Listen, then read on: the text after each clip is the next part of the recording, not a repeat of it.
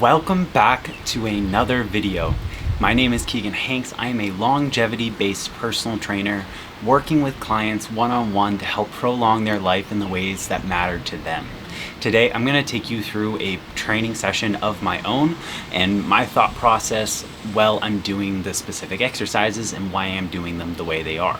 This is going to give you a little bit of guidance on how to perform exercises, but then also on how to actually structure your full body movements around the overall plan of the day. Make sure you hit that like and subscribe button if you enjoy this type of video. It really helps me know exactly what kind of content you enjoy the most, but it also helps me grow the channel and help more and more people.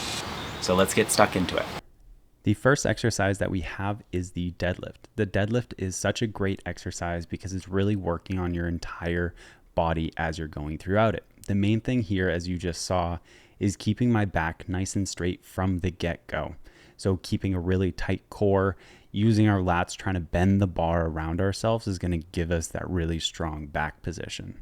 Next, we're going to be moving into walking lunges. This is something that I've added into all of my training programs personally and also with my clients.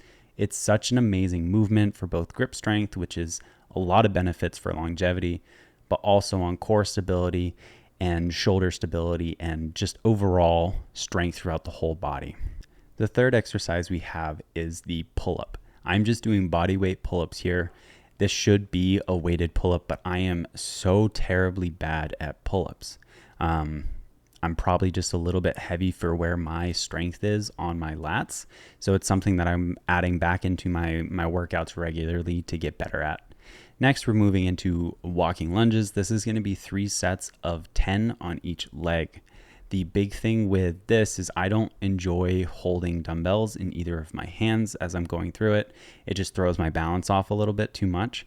So I like to put weight around either on my upper back with a bar or with these weight vests. These weight vests are probably only about 50 pounds, so it's not too much, but it does give me a little bit more resistance. This is my absolute favorite movement for chest. Hands down, the incline dumbbell chest press. I absolutely love this.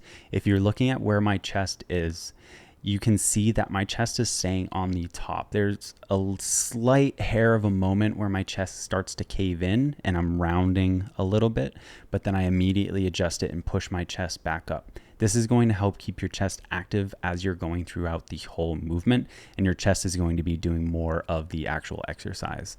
Next, we're moving on to these lateral raises.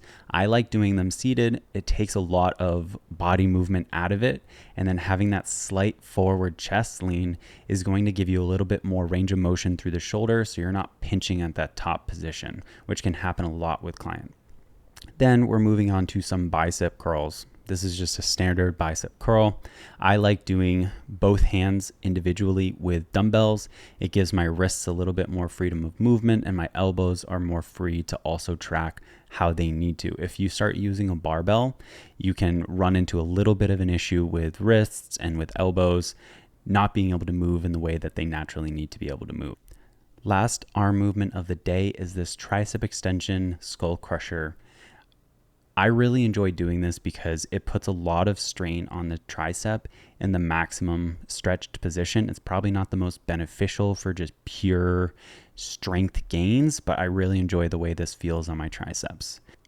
Calves are definitely my weakest point throughout my whole physique, so I'm constantly trying to add them into my training programs in ways that are unconventional but still fitting in the overall theme. So I increase the weight a little bit on here, and I'm trying to get as much of range of motion as possible out of these puppies. With this ab exercise, it's really important if you're looking at the way my hips and my spine are moving, and I'm actually crunching and curling through my spine and not closing the gap between my hips and my abs. That's going to make sure your abs are actually doing the movement and you're not using your hip flexors.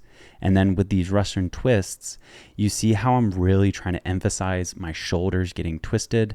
That's what we need. We're not trying to reach, we're trying to twist through the torso.